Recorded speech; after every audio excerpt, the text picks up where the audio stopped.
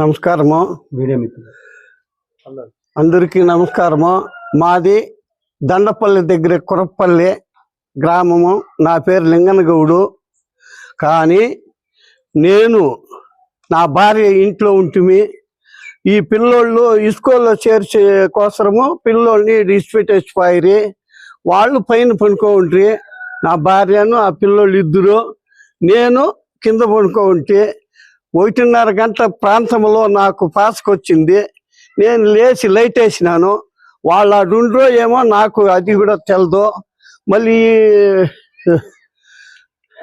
Bathroom తలుపు కిర్రమనింది. దాన్ని చూసి వాడు పడిపోయినాడు. జమామనింది. నేను అర్థం కూడా పోయలేదు. జమామనే కుక్కలు బల్లుమనే కొందరికే నేను ఏమో అయిపోయిరా అంటే పరిగెత్తిపోయి చూస్తే ఆ మనిషి ఒకడు పడిండా. ఈడెవడో హిందీ వాడేమో పడిపోయినాడు అని చెప్పి మళ్ళీ ఇంకా నేను కూతలు పెట్టేసి, నాకు ముందే హార్ట్ పేషెంట్, నాకు గుండెకాయ అదిరిపోయా. కూతలు పెట్టే కొందరికే వాళ్ళు వచ్చేసిరి. వీళ్ళు వచ్చేసి వాడిని చూస్తే ఈ పిల్లోడు వచ్చిందే. వాడిని లేపి చూసా. అప్పుడు కదిలేవాడు. లేపి చూసి వాడు అయ్యో ఈడు బంగారుపల్లెం కొరపిల్లోడు అన్నానే. మళ్ళీ ఒరే బంగారుపల్లెం కొరపిల్లోడు ఇంత పెద్దకి ఏమిటికి వచ్చిరా ఈడ అని చెప్పేసి మళ్ళీ ఏంట్రా అని చెప్పేసిందే. మళ్ళీ ఇంకా అంబులెన్స్కి ఫోన్ చేయండిరా పాపము అని చెప్పి నేను వాళ్ళకి చెప్తే అంబులెన్స్కి ఫోన్ చేసిరే. వసంత, ఈ పిల్లోడు, వీళ్ళందరూ అంబులెన్స్ వచ్చేదాకా ఈయన ఉంటుంది. వాడు ఎగిరి ఇట్లా తల కిందలు పడతా ఉంటా. మళ్ళీ అంబులెన్స్ వచ్చినాక వేసుకొని పోయిరి. అంతే నాకు తెలిసింది, వేరే ఏమీ తెలియదు. అతని పేరేంటి? జయదేవ మనకు తెలుసు. అతని పేరు మనకు తెలదు. నాకు తెలిసిందే ఇంతే. మనకు సెలనేదాడు స్వామి. వాడిని నేను చూసే ఉండలేదు. ఎందుకోసం వచ్చాడు? మా మనవరాల కోసం వచ్చాడు వాడు అని చెప్తా ఉండరు. నాకు 3 దినాలు మళ్ళీ ఏమీ తెలదు స్వామి. నాకు దైవ సాక్షిగా నాకేమీ తెలదు. వాని ఎవరు కొట్టినోళ్ళు లేదు, తిట్టినోళ్ళు లేదు. ఎక్కడైనా సరే, కాణిబాకలో కూడా సరే, మీరు ఎక్కడ రమ్మన్నా, మీరు ఏం చేసినా ప్రమాణం చేసేకి నేను రెడీలో ఉండా. కానీ నా పైన అభినంది వచ్చి ఏదంటే అది మాట్లాడుతూ ఉండారు. ఏమో ఇది మీకు ఇది జరిగినది వాస్తవంగా. కానీ ఈడు సంబంధం లేని వాళ్ళ మీదంతా కంప్లీట్ కట్టేసినారు. వాళ్ళు ఎవరో చెప్పితే చాలు. మీడియా మిత్రులకు నమస్కారము. ఇక్కడ జీ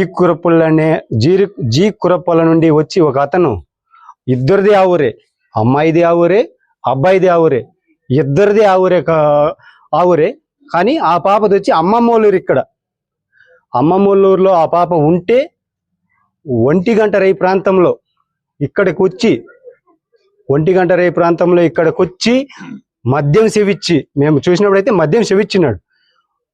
ఏమో వాళ్ళు ఏం చేసుకున్నారేమో తెలియదు. వీళ్ళు లేసా అని చెప్తున్నాడు. ఆ లేచి ఆ అలికిడికేమో అతను అవాకు దిగేదానికి ప్రయత్నించి పడిపోయినాడు అనేసి ఆ పాప చెప్పడం, మాకు కూడా ఆ పాప చెప్పడం. పడిపోయినాడు.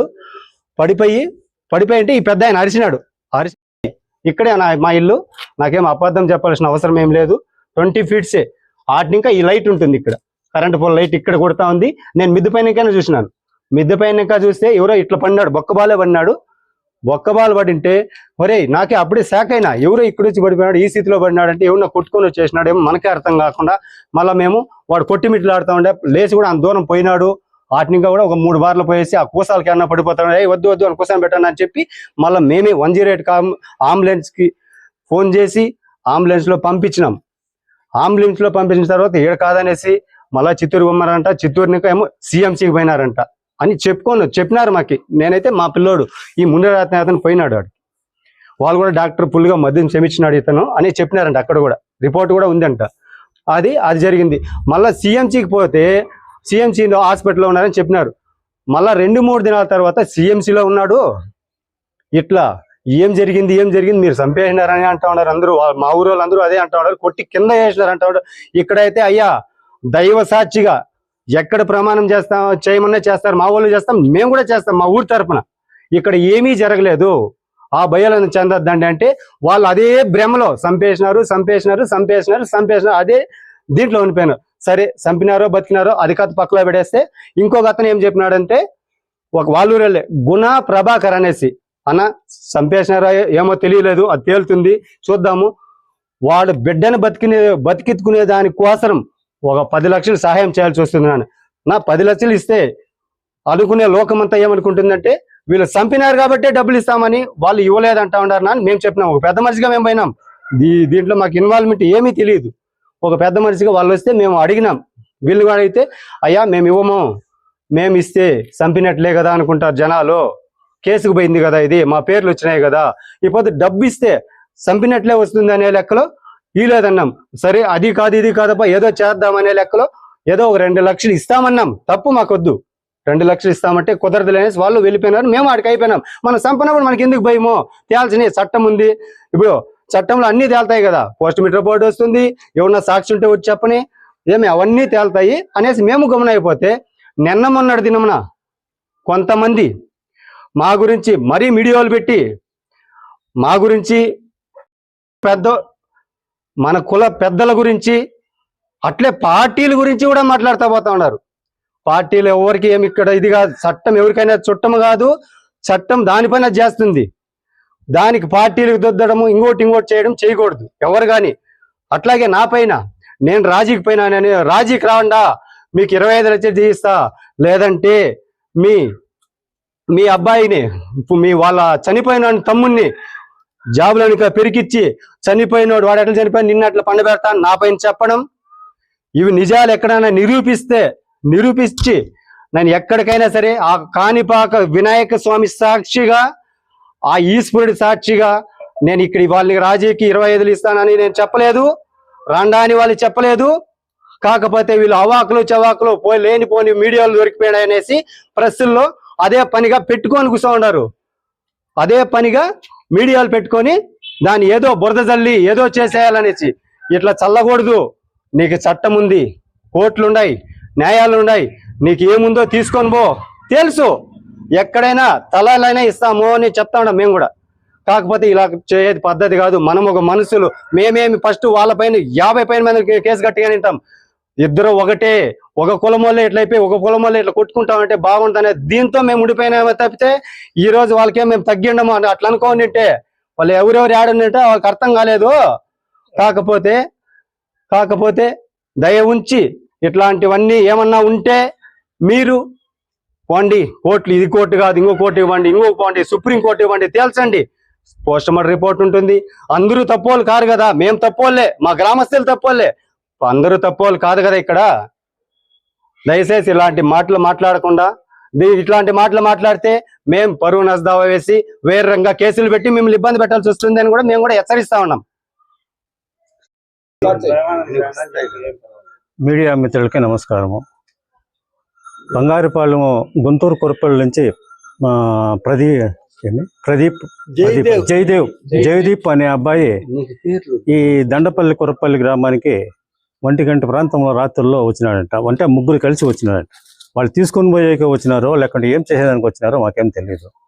కానీ వాడు కింద పడి ఏమో అయినాడని మాత్రము తెలుస్తూ ఉంది. ఇంకోటి మా ఊర్లో గిట్టని వాళ్ళు కొద్దిమంది మా పైన వీళ్ళు చేసినారు వాళ్ళు చేసినారు అని చెప్పి ఊరికే పేర్లు ఇచ్చేసినారు. అది వాళ్ళకి మా పేర్లంతా అసలు కూడా తెలియదు. వాళ్ళకి వేరే గిట్టని వాళ్ళు ఏదో ఆ విధంగా చేసినారు. కానీ మేము ఆ పనులు ఏం చేయలేదు. మాకు అసలు ఏ విషయము తెలియదు. 2 రోజుల తర్వాత తెలిసింది. మాకు ఊర్లో ఉంటే కూడా మాకు తెలియదు అది. ఇంకోటి ఏమిటంటే వాళ్ళు నిజంగానే ఆ విధంగా వాళ్ళకి ఏదో ఆతలు ఉన్నాయి అంటారు. కానీ పక్కనకి రమ్మను, వాడికి వాడికి నమ్మకం ఉంటే వాడికి రమ్మను, ఎవరెవరు చెప్తారో అంతా మేము వస్తాము. వాళ్ళు ప్రమాణం చేయను, మేము చేస్తాం. మాకేం అభ్యంతరం లేదు. మాకు ఈ సంబంధమే లేదు, ఈ సాగుకి దానికి సంబంధమే లేదు. మేము కూడా ఇన్ని రోజులు ఏమి గుమ్మలు ఉండిపోయినామంటే ఒక ప్రాణం పోయింది. ప్రాణం ఉండేది మనం కూడా వాళ్ళు ఇచ్చినట్లుగా మనం కూడా ఇస్తే అది సబబు కాదు. అందులో అంతా మన జాతి వాళ్ళు తెలిసిన వాళ్ళే అంతా. దానికోసం మేము గమ్మున ఉండిపోయినాము. ఇంకా వాళ్ళు అదే పనిగా అదే వీడియోలకి పాడు ఇస్తూ ఉంటే మేము కూడా ఇంకా గమ్మున ఉంటే కుదరదు. ఇప్పుడు ఎదుటోడు చెప్తా ఉంటే మనం కూడా ఏదో ఒకటి ఉండింది లేదు చెప్పాలి కదా. చెప్పకుండా పోతే కాదని మేము కూడా ఇప్పుడు మీడియా ముందుకు వచ్చి మేము మాట్లాడుతూ ఉన్నాం. ఆ అమ్మాయి అందులో 16 ఏళ్ళు మైనర్ బాలిక ఆమె. ఆ అమ్మాయి కోసం వాడు వచ్చి ఆ విధంగా చేసినాడు. ఆ 1 గంట ప్రాంతంలో వేరే ఊరు నుంచి మా ఊరికి వచ్చి ఒక మగవాడు వచ్చి ఆ విధంగా చేయాలంటే అంత ఫుల్గా తాగేసి వచ్చి ఇక్కడ చేయాలంటే ఎంత కష్టమవుతుంది. ఒక ఊర్లో ఆ ఊర్లోనే అయితే వాళ్ళ ఇష్టం ఏదన్నా పోవచ్చు. వేరే ఊర్లో వచ్చి ఆ విధంగా చేసేదంటే వాడికి ఎంత ధైర్యం వస్తుంది. ముగ్గురు వచ్చి ఆ విధంగా చేసి తీసుకొని పోయేకే వచ్చారో లేకపోతే ఏం చేసేదానికి వచ్చినో మాకేం తెలియదు. ఏమన్నా ఉంటే సాక్ష్యాలు ఉంటే కోర్టులో మీరు ప్రొడ్యూస్ చేసి మీరు తీర్చుకోవాల్సింది. మాకు ఎలాంటి సంబంధం లేదు.